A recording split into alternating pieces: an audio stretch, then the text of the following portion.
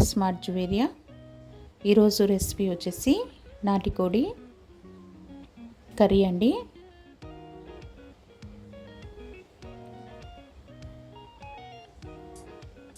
ఇలాగా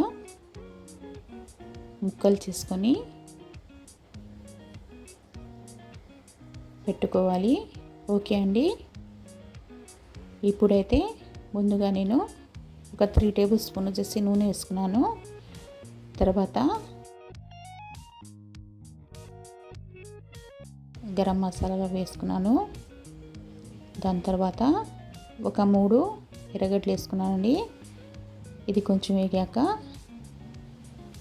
కరివేపాకు వేసుకుంటున్నాను. దాని తర్వాత ఒక 3 పచ్చిమిర్చి వేసుకుంటున్నాను. ఒక 50 గ్రామ్స్ వచ్చేసి అల్లం వెల్లుల్లి పేస్ట్ వేసుకుంటున్నానండి. కేజీ చికెన్కి 50 గ్రామ్స్ వచ్చేసి అల్లం వెల్లుల్లి పేస్ట్ వేసుకుంటున్నాను.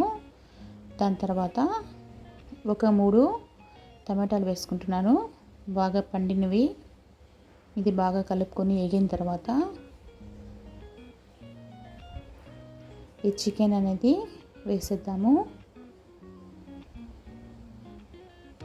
ఓకే అండి.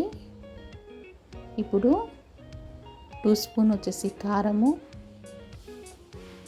కొంచెం పసుపు, కొంచెం అంటే 2 స్పూన్లు వచ్చేసి ధనియాల పొడి, తగినంత ఉప్పు, కొంచెం కొత్తిమీర వేసుకున్నాను.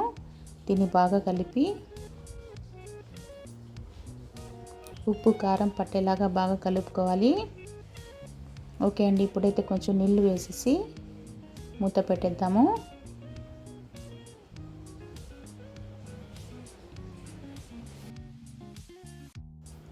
నీళ్ళు వచ్చేసి ఒక 200 గ్రామ్స్ వేసుకున్నానండి.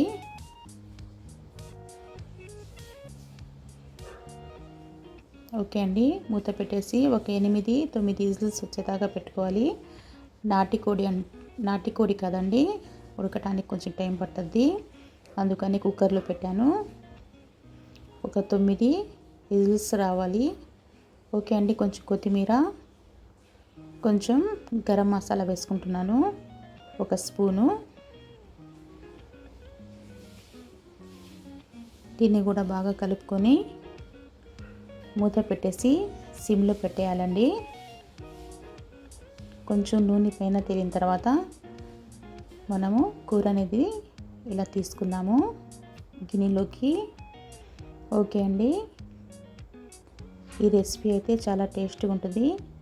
రోటీలోకి, చపాతీలోకి, అన్నంలోకి, సంగటిలోకి, దోశలోకి చాలా టేస్ట్గా ఉంటుందండి.